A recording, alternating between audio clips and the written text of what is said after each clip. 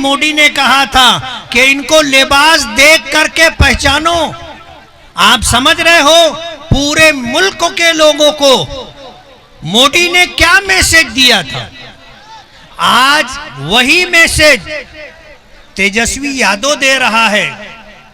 Barrister Asaduddin Owaisi जिनके sir पर टोपी है और जिनकी टोपी के ऊपर सरकार दो आलम सल्लल्लाहु अलैहि वसल्लम के नालैन मुबारकैन का अक्स है, आज जिनके चेहरे पर दाढ़ी है, जो नमाजों का तिलावत का एहतमाम करते हैं, तेजस्वी ने कहा कि ये चरमपंथी,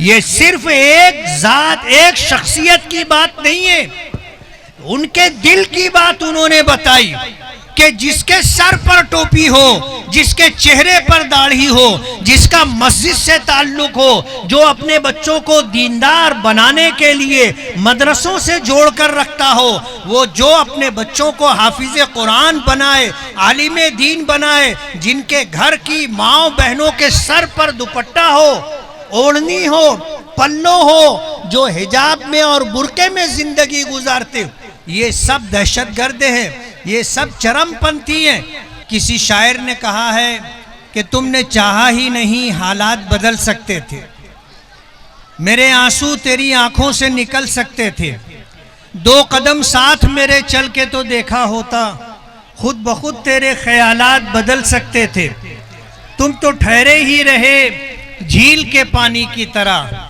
दरिया होते तो बहुत दूर निकल सकते। मुझे बड़ी खुशी है कि आज हक और इंसाफ की लड़ाई के लिए मैं ऑल इंडिया मजलिस इत्तेहादुल मुस्लिमीन के कौमी सदर और महाराष्ट्र के सदर इम्तियाज जलील साहब, इन हजरात के साथ आपकी सीमांचल की ज़मीन पर आया हूँ। मैं महाराष्ट्र से ताल्लुक़ रखता हूँ, एक मस्जिद में, जामे मस्जिद में इमामत करता हूँ, शहर की ईदगाह का इमाम हूँ, मैं एक दारुल उलूम में पढ़ाता हूँ। मजलिस के जिम्मेदारान ने मेरे ऊपर एतमाद किया, भरोसा किया और उनकी उम्मीदों पर खरा उतरने के लिए मैंने पूरी मेहनत की कोशिश की। मेरे 2 टर्म मुकम्मल हो चुके हैं, ये मेरा 3रा टर्म है। आपके इस इलाके में ऑब्जर्वर माजिद हुसैन साहब 2015 के बाद आए। हमारी उनसे जब मुलाकात होती थी सीमांचल का तस्करा होता था और सीमांचल के लोगों की गुर्बत का, सीमांचल के लोगों की महरूमी का और सीमांचल के लोगों को उनके हक से महरूम कर देने की बात होती थी। मैं सोचता था कि कभी मेरा जाना होगा या नहीं, लेकिन अब ये इलेक्शन आया और फिर मुझे पार्टी के जिम्मेदारों ने बुलाया। मैं तकरीबन 1900 किलोमीटर का सफ़र करके आपके पास आया हूँ और सीमांचल के लोगों को इंसाफ मिले, सीमांचल के लोगों को उनका हक मिले और सीमांचल की सरजमीन से ताल्लुक़ रखने वाले नौजवानों को रोजगार मिले, यहाँ से लोगों को पलायन ना करना पड़े। और ये लड़ाई मजलिस इत्तेहादुल मुस्लिमीन तने तनहा लड़ रही है। मैं आपसे पूछना चाहूँगा, मुल्क की आज़ादी के बाद कांग्रेस एक लंबे अरसे तक हुकूमत करती रही, दूसरी पार्टियां चाहे राजद हो, चाहे जेडीयू हो और दूसरी पार्टियां मिलजुल करके वो हुकूमत का मजा लेती रही।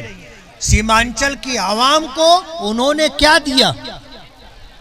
आज पूरा हिंदुस्तान इस बात की गवाही देता है कि कोई ऐसा बड़ा शहर नहीं है जहां सीमांचल और बिहार की जमीन से ताल्लुक रखने वाले लोग मेहनत कशी के लिए, जफा कशी के लिए वहां ना आते हो। रोजगार हर एक की जरूरत है और हर शख्स की आंखों में ये सपना होता है कि उसकी बीवी, उसके बच्चे, उसके माँ बाप, उसके भाई बहन खुशहाली की जिंदगी गुजारे। लेकिन पूरे भारत में सबसे ज्यादा पसमानदा अगर कोई रियासत है, स्टेट है, तो वो बिहार है। और बिहार में सीमांचल का इलाका ये सबसे ज्यादा पिछड़ा हुआ इलाका है। खैर की बात यह है कि यहाँ एक अल्लाह को मानने वाले और एक कुरान को मानने वाले, एक दीन को मानने वाले और नबी करीम सल्लल्लाहु अलैहि वसल्लम की शरीयत को मानने वाले लोग रहते हैं। आज इनके सरों पर टोपी है, इनके सरों पर टोपी है, इनके चेहरे पर दाढ़ी है। आज इस्लामी लिबास इनके चेहरों पर है। ऐसे शख्स को नरेंद्र मोदी ने कहा था कि इनको लिबास देख करके पहचानो। आप समझ रहे हो पूरे मुल्क के लोगों को मोदी ने क्या मैसेज दिया था। आज वही मैसेज तेजस्वी यादव दे रहा है। बैरिस्टर असदुद्दीन ओवैसी जिनके सर पर टोपी है और जिनकी टोपी के ऊपर सरकारे दो आलम सल्लल्लाहु अलैहि वसल्लम के नालैन मुबारकैन का अक्स है, आज जिनके चेहरे पर दाढ़ी है, जो नमाजों का तिलावत का एहतमाम करते हैं, तेजस्वी ने कहा कि ये चरमपंथी, ये सिर्फ एक जात, एक शख्सियत की बात नहीं है, उनके दिल की बात उन्होंने बताई कि जिसके सर पर टोपी हो, जिसके चेहरे पर दाढ़ी हो, जिसका मस्जिद से ताल्लुक हो, जो अपने बच्चों को दीनदार बनाने के लिए मदरसों से जोड़कर रखता हो, वो जो अपने बच्चों को हाफिज कुरान बनाए, आलिम दीन बनाए, जिनके घर की माओ बहनों के सर पर दुपट्टा हो, ओढ़नी हो, पल्लो हो, जो हिजाब में और बुरके में जिंदगी गुजारते हो, ये सब दहशतगर्द हैं, ये सब चरमपंथी हैं। आप सोचिए, जिनको आपने इख्तिदार दिया, एक लंबे जमाने तक बाप ने हुकूमत संभाली, माँ ने हुकूमत संभाली, बेटा हुकूमत में रहा नायब वजीर आला बन करके। आज उनकी सोच हम मुसलमानों के बारे में क्या है? मैं आपसे पूछना चाहूंगा कि क्या आपने उनको वोट नहीं दिया था? नहीं दिया था। कांग्रेस को वोट दिया कि नहीं दिया? आरजेडी को वोट दिया या नहीं दिया? जेडीयू को वोट दिया नहीं दिया? आपकी वोटों से वो हुकूमत तक पहुंचे, इख्तिदार तक पहुंचे। लेकिन उन्होंने क्या दिया आपको? आपके सीमांचल में ना अच्छे हॉस्पिटल है, ना आपके बच्चों के लिए अच्छी आला तालीम के लिए कोई दरसगाह, कोई school, high school, colleges, university है। आपके बच्चों की, आपके घर की माओ बहनों के इलाज और मुआवजे के लिए क्या उन्होंने हॉस्पिटल आपको दिया? आपके लिए रोड रास्ते की सहूलत दी? नदी पार करने के लिए आपको पुल बना करके दिया? आज एक दीवाना हैदराबाद से उठ करके आया है और आपको इंसाफ मिले, आपको हक मिले, उसकी लड़ाई लड़ रहा है। आपका फर्ज बनता है कि इस लड़ाई में कांधे से कांधा मिला करके, कदम से कदम मिला करके आपको साथ देना होगा।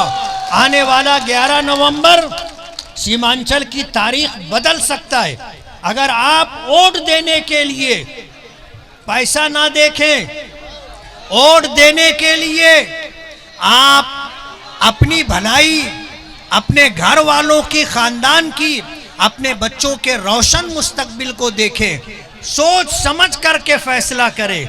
जो हमारे लिए लड़ेगा, जो हमारे लिए खड़ा रहेगा, जो हमें इंसाफ दिलाएगा, जो हमें हमारा हक दिलाएगा, वही हमारी वोट का हकदार भी होगा।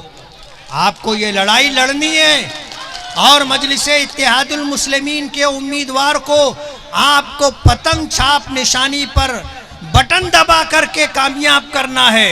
और इंशाअल्लाह 14 नवंबर का वो दिन होगा कि आपको सीमांचल की तारीख बदलती हुई नजर आएगी।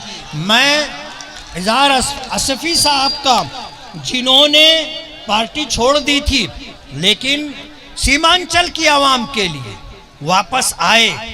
उन्होंने दोनों पार्टियों के रवैये को देखा, समझा, आपकी भलाई के लिए वापस आए। मैं उनका इस्तेकबाल करता हूँ। मैं जमीयत उलमाए हिंद की वर्किंग कमेटी का मेंबर हूँ, जमीयत उलमाए महाराष्ट्र की वर्किंग कमेटी का मेंबर हूँ, मैं जमीयत उलमाए मालेगांव का सदर हूँ। मैं उन इजहार अस्मी साहब का इस्तेकबाल करता हूँ। मैं दिल की गहराइयों से उनका शुक्रगुजार हूँ। आज उनके दोनों साहबजादगान आज इस वक्त हमारे साथ स्टेज पर मौजूद है। मुझे उम्मीद है कि इंशाअल्लाह 11 नवंबर को बहुत सोच समझ करके आप सीमांचल के हक में फैसला करेंगे और पतंग छाप निशानी का बटन दबा करके मजलिस इत्तेहादुल मुस्लिमीन के उम्मीदवार को कामयाब करेंगे।